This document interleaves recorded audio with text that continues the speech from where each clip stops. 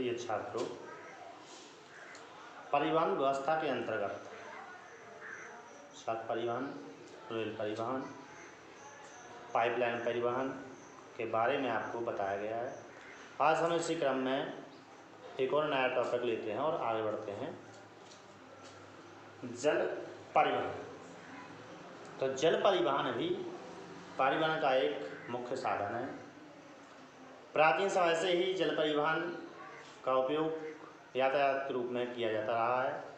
माल की ढुलाई के लिए भी इसका उपयोग किया जाता रहा है। अपने इतिहास के अंतर्गत पढ़ा भी होगा कि कई यूरोपीय देशों के जो नाविक थे, उन्होंने समुद्री यात्राएं करके एक स्थान से दूसरे स्थान या दूसरे देश में भी पहुँचे, व्यापार करते थे। सामान तो एक स्थान से दूसरे स्थान, एक देश से दूसरे स्थान पर भेजते थे, इसमें व्यापार किया करते थे। तो जल परिवहन प्राचीन समय से ही यातायात का साधन रहा है।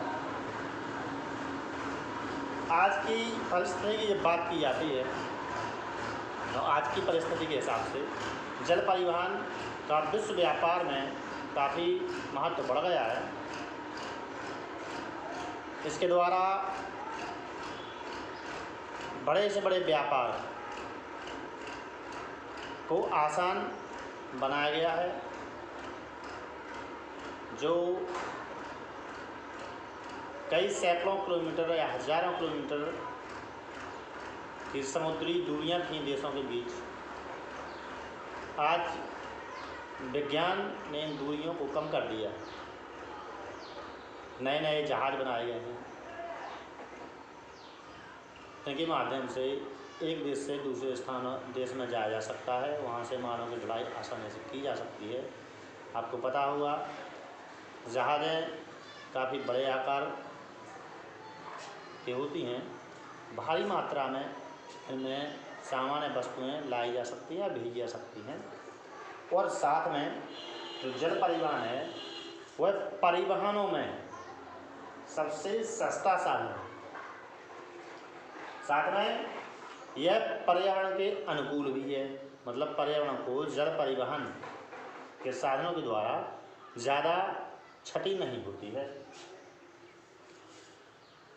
जल परिवहन का जो महत्व है, तो जल परिवहन सस्ती जल शक्ति और ऊर्जा की आवश्यकता होती है। जल परिवहन में सस्ती जल शक्ति के द्वारा इसको चलाया जा सकता है। साथ में सस्ती ऊर्जा के द्वारा भी इसको चलाया जा सकता है। इस पर अधिक खर्च नहीं होता है, मतलब व्यय कम है और सुविधाएं अधिक हैं।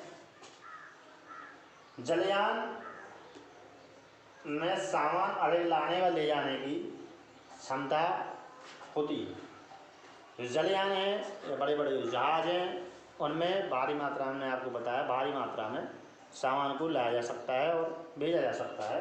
तो यह क्षमता होती है इसमें। सुरक्षा की दृष्टि से इन जलयानों में जोखिम कम होता है। मतलब जल परिवहन अत्यधिक सुरक्षित माना जा सकता है, सुरक्षित है। और अंतर्राष्ट्रीय व्यापार में इसका अत्यधिक महत्व है। हम ऐसा भी कह सकते हैं कि अंतर्राष्ट्रीय व्यापार में जो जल परिवहन है, आज के विश्व व्यापार में उस जल परिवहन को हम रीढ़ की हड्डी भी मान सकते हैं। अब जल परिवहन के प्रकार, जल परिवहन को बांट दिया गया है। तो इसको दो भागों में बांट दिया गया है, आंतरिक जल परिवहन और समुद्री जल परिवहन। आंतरिक जल परिवहन के अंतर्गत किसी देश में स्थित या किसी देश में बहने वाली नदियां हैं, झीलें हैं, बांध हैं,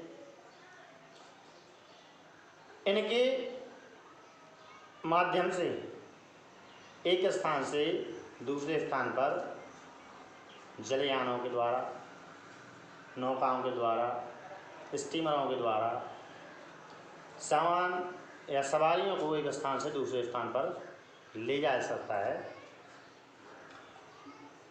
इसमें एक सुविधा और होती है कि जिन दो शहरों के बीच, दो स्थानों के बीच कोई नदी, बांध, झील है, तो उसके लिए आपको एक स्थान से दूसरे स्थान पर बाई रोड या सड़क के माध्यम से जाना पड़ता था। तो पूरा क्षेत्र घूमकर आपको जाना पड़ता था, जिसमें समय धन की काफ़ी नुकसान होता था। जल परिवहन के माध्यम से एक स्थान से दूसरे स्थान जल के रास्ते आप आसानी से जा सकते हैं, कम समय में जा सकते हैं, कम लागत में जा सकते हैं। तो इस प्रकार से आंतरिक जल परिवहन के अंदर कुछ मार्ग की हम चर्चा करते हैं। तो जलमार्ग प्रथम तो यह है हल्दिया से प्रयागराज तक गंगा नदी के माध्यम से जाता है, हल्दिया से प्रयागराज तक, और इसकी लंबाई है 1620 किलोमीटर। 1620 किलोमीटर इसकी लंबाई है। दूसरा जलमार्ग है सादिया से धुबरी। इस जलमार्ग की दूरी है वह है 891 किलोमीटर। अब बात करते हैं हम समुद्री जलमार्ग।